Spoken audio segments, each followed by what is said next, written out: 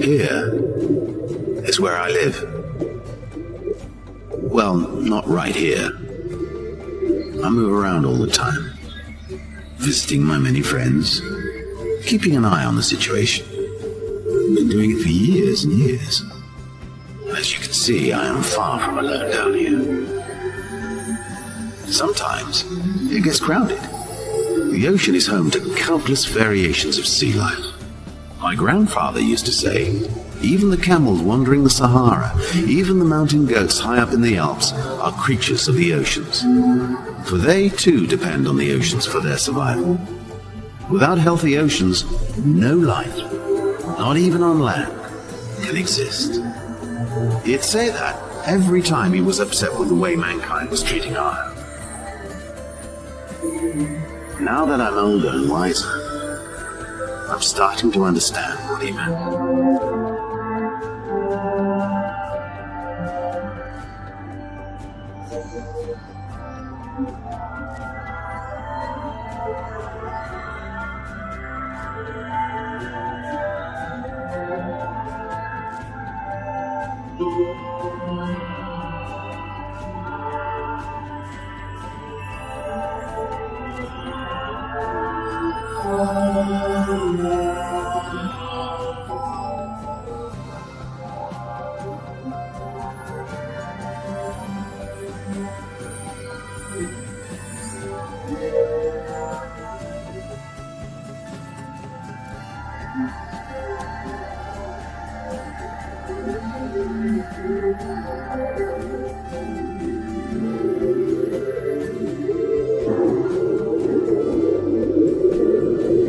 And that good-looking fella there? Well, that's me. If you'd like to tag along, I'll show you around. If you come from the inland, your first encounter with the ocean is unforgettable. If you've ever crossed an ocean, its vastness, its power and serenity are overwhelming. But only when you've dived beneath the waves does the miracle of the ocean and all its beauty truly reveal itself. The Ocean Wonderland. Here, and all around the tropics, is the pulsating heart of the oceans. The coral reefs. Now, I could go on and tell you about each and every one of the 800 known species of reef-building corals, where each coral is a tiny colony of sea life, or about the incredible diversity of shapes and sizes.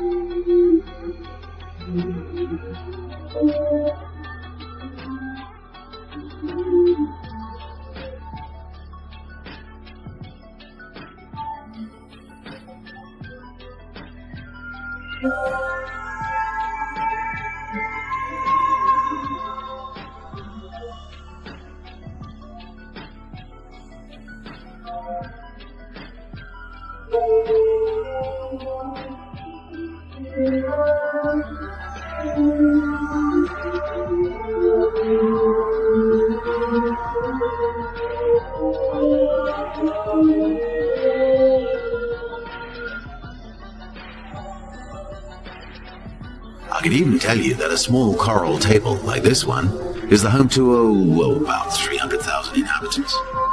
But I won't. Too dry. Boring. Okay, but here's a question for you. What is coral? Is it plant or rock? It's a trick question. It's neither. It's an animal. Imagine thousands and thousands of tiny creatures clustering together and sharing a common skeleton, made of limestone. That's what coral reef is. Skeletons built upon skeletons, until big, well, sometimes absolutely huge structures are formed. Like here, Great Barrier Reef in Australia, which is so enormous, it can be seen from space. Well, that's what they tell me. I've never been. Like me, corals are sensitive creatures. They thrive only in clear, warm waters with lots of sunlight filtering through.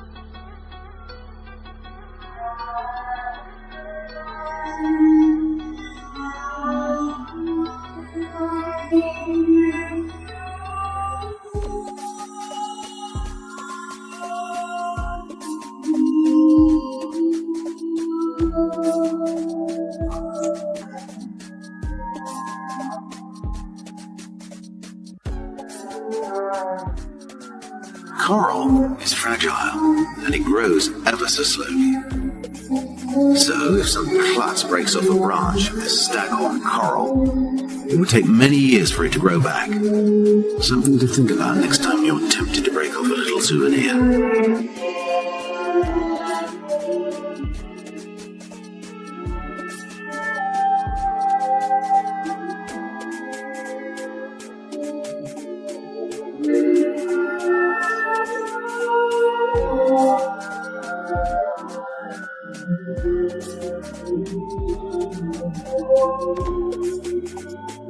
Big boulder corals seem to live forever. This one is over 500 years old.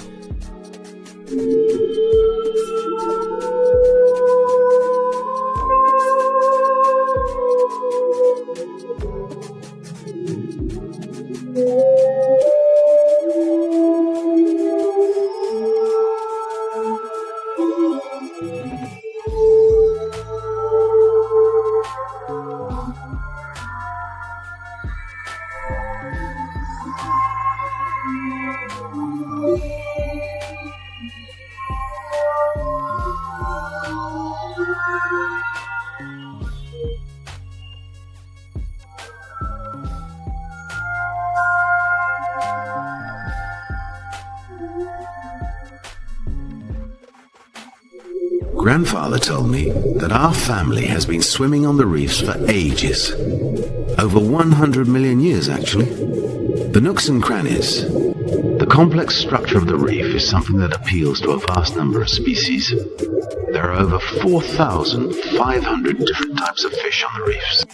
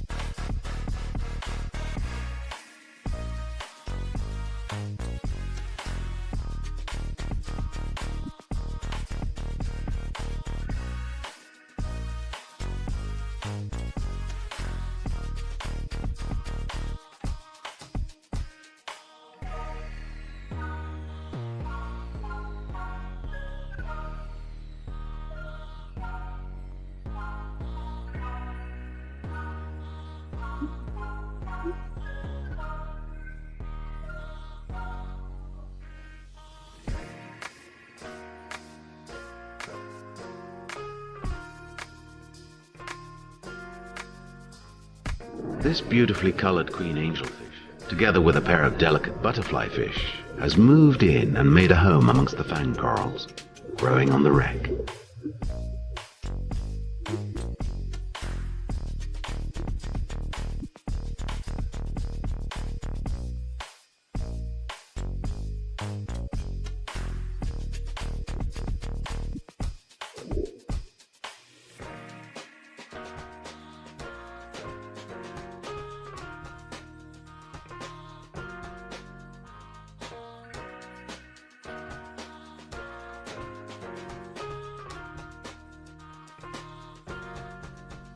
With so many different species, the competition for space and lunch can be fierce. Struggle and swim, but never a dull moment. The strangest alliances have evolved between species in order to survive. Sea anemones are animals that live attached to the reef. They catch a small fish and kill them with stinging tentacles.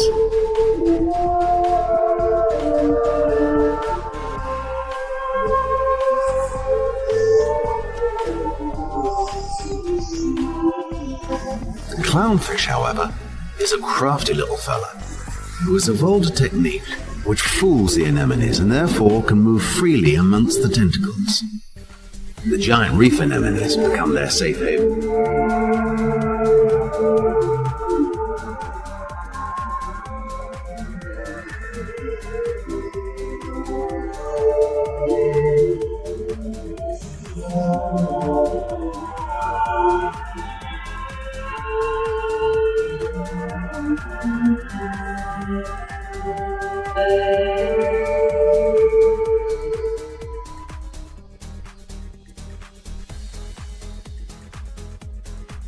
As you may know, I can't stay down here forever.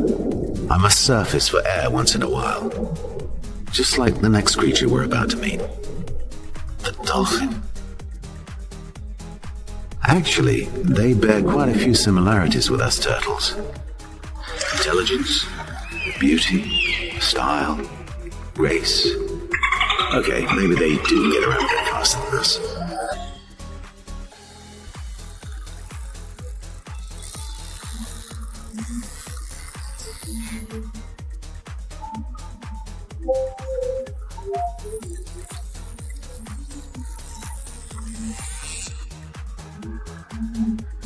Dolphins have fascinated humans since time immemorial.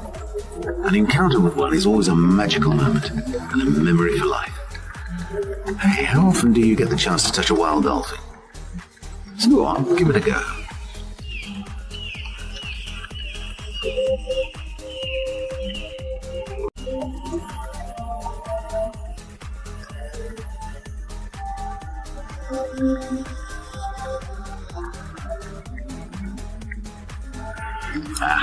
Showing off his dance moves again.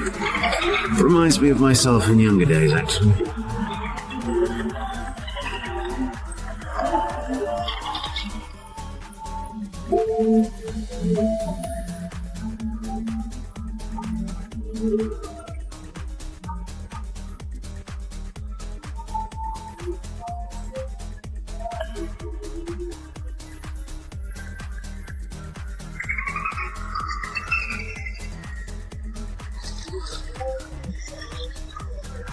Our grandfather, who claimed that camels were sea creatures, certainly enjoyed his metaphors.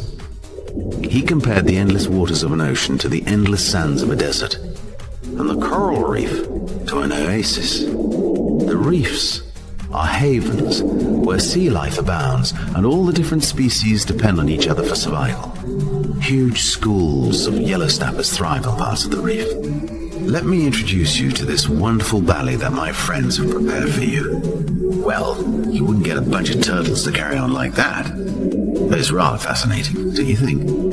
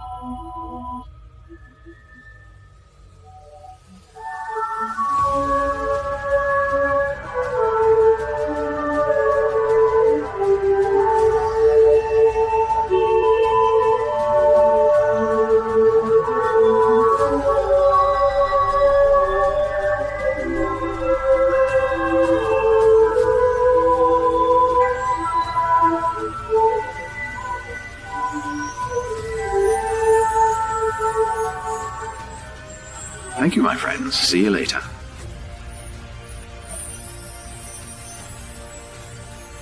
Now, no one particularly likes becoming someone else's lunch, but down here, we're pretty realistic about our place in the food chain. You eat, and you are eaten. That's just the way it goes.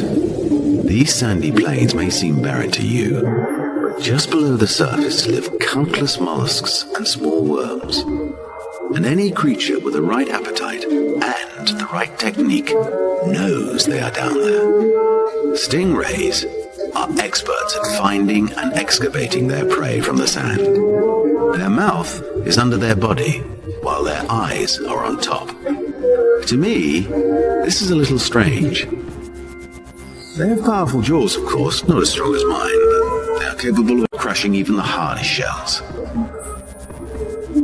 And, as always, nothing goes to waste. The smaller fish feast on the scraps the larger ones leave behind.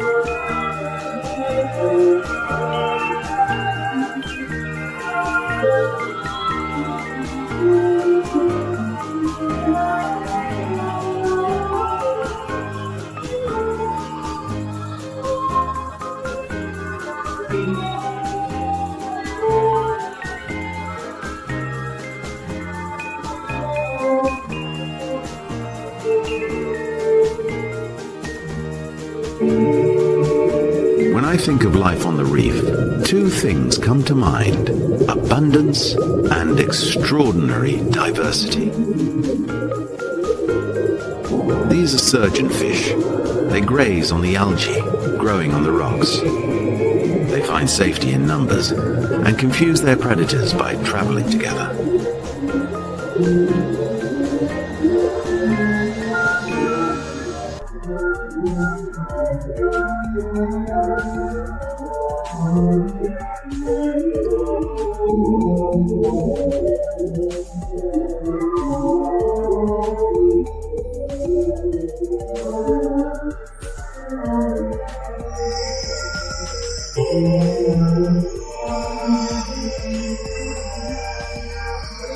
Oh, traffic can get heavy at times. It's okay, I can wait.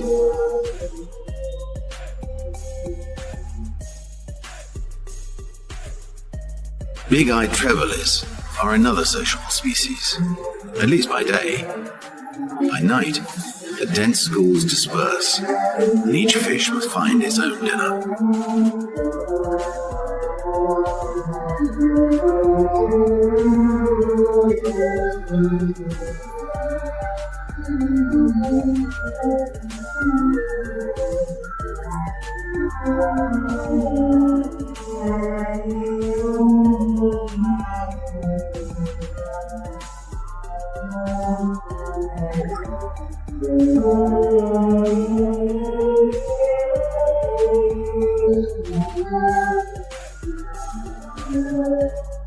Although the barracuda exudes elegance and danger, unless provoked, they are no danger to you humans.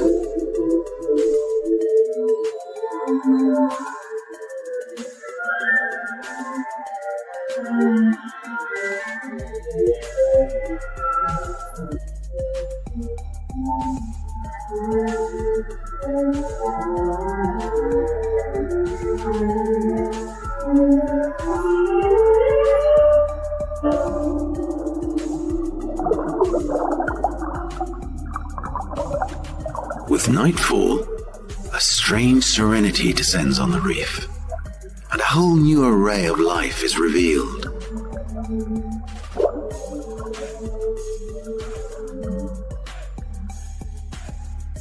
Many creatures filter the water for food, like these feather stars.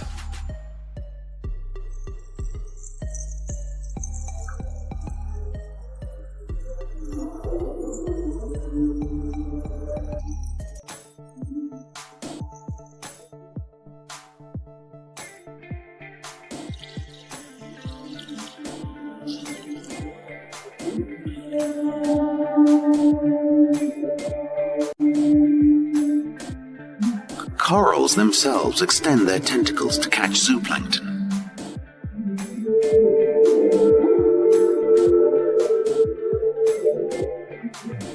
Sea squirts filter the waters in search of nutrition.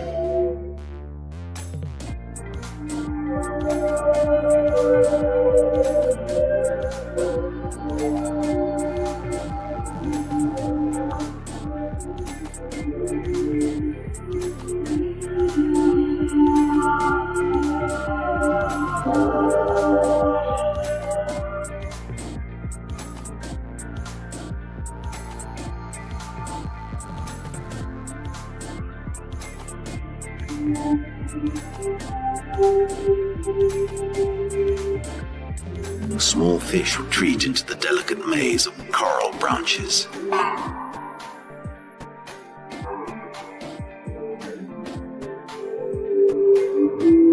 At night, these trumpet fish prefer the man-made shelter this shipwreck can provide.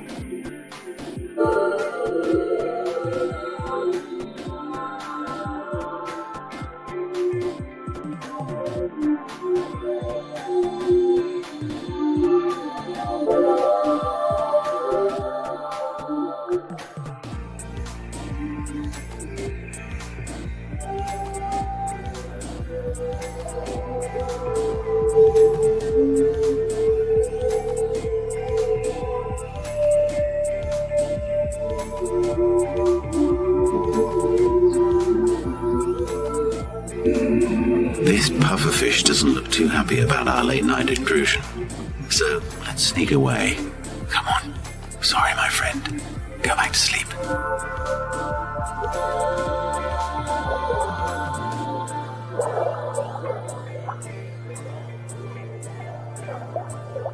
Here's a creature that always makes me duck into my shell. One of the deadliest on the planet. The sea snake.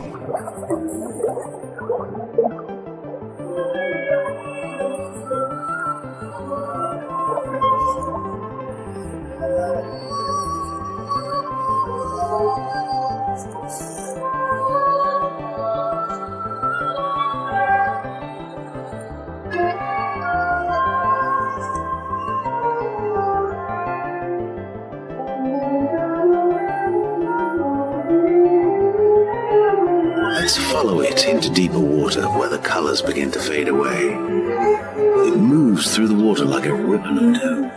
The venom so powerful that just one bite is all it takes. You're dead within seconds.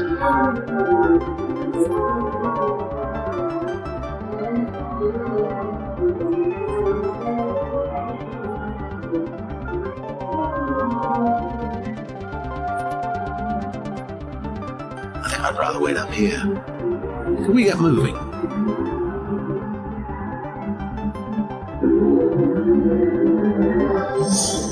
Everyone still with us?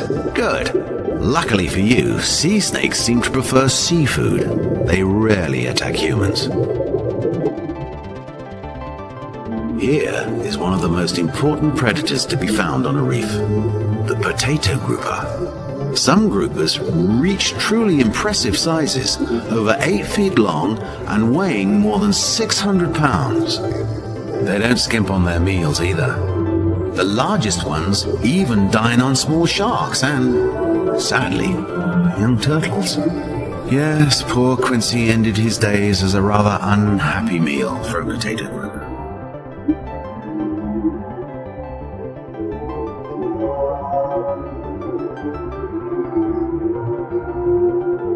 When two groupers meet for combat or courtship, complex rituals often ensue.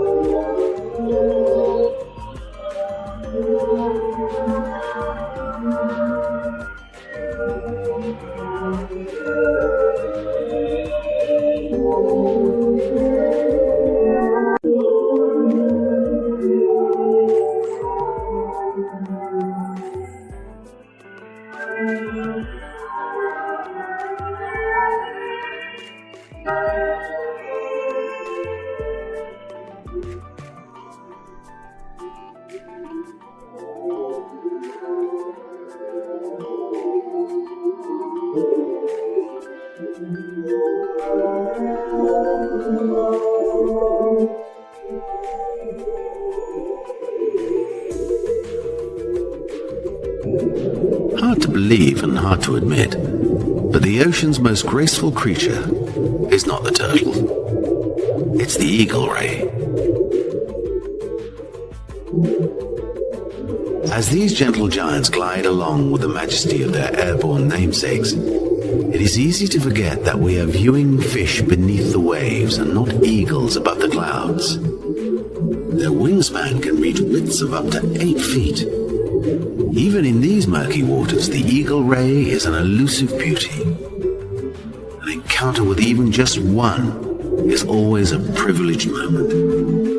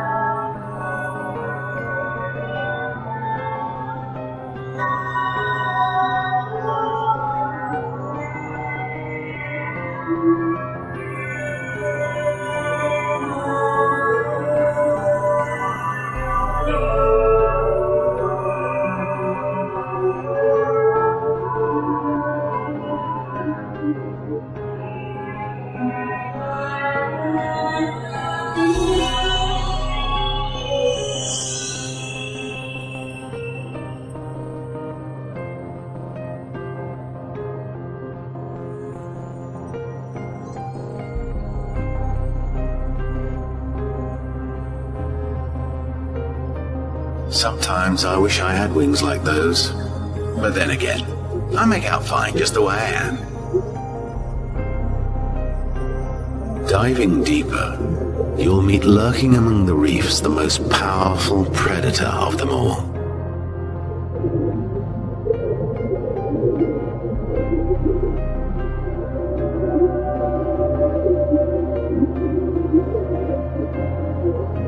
The shark is among the ocean's most ancient inhabitants. And for me, the scariest, I might add. So if you don't mind, I'll stay here while you look at them. 350 million years of evolution have honed them to predatory perfection. Hundreds can find their home in one healthy reef. Fast, fierce, sleek and agile. An incredible animal that I prefer to view from afar, because at feeding time, they behave as if they have a license to kill. And I suppose they do. Unprovoked, sharks rarely attack people, and yet humans have decimated the shark population by killing millions of them each year. Sharks are now rare on most reefs.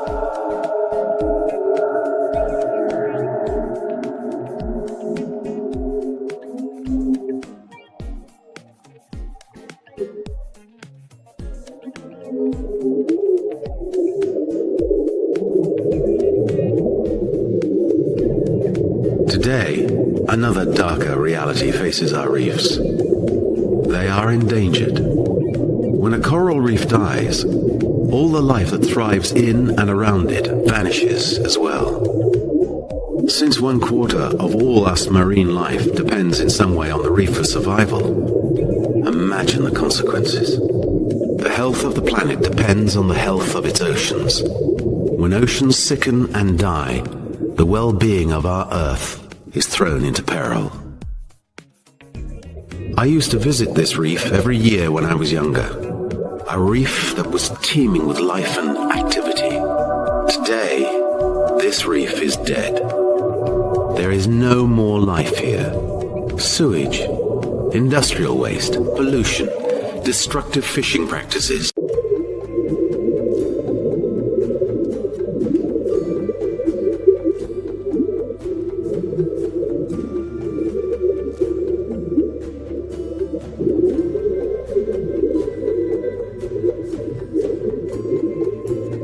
Here is where I live. Well, not right here. I move around all the time. visiting my many friends, keeping an eye on the situation. I've been doing it for years and years. As you can see, I am far from alone down here. Sometimes it gets crowded. The ocean is home to countless variations of sea life. My grandfather used to say, even the camels wandering the Sahara, even the mountain goats high up in the Alps are creatures of the oceans. For they too depend on the oceans for their survival. Without healthy oceans, no life, not even on land, can exist. He'd say that every time he was upset with the way mankind was treating our Earth. Now that I'm older and wiser, I'm starting to understand what he meant.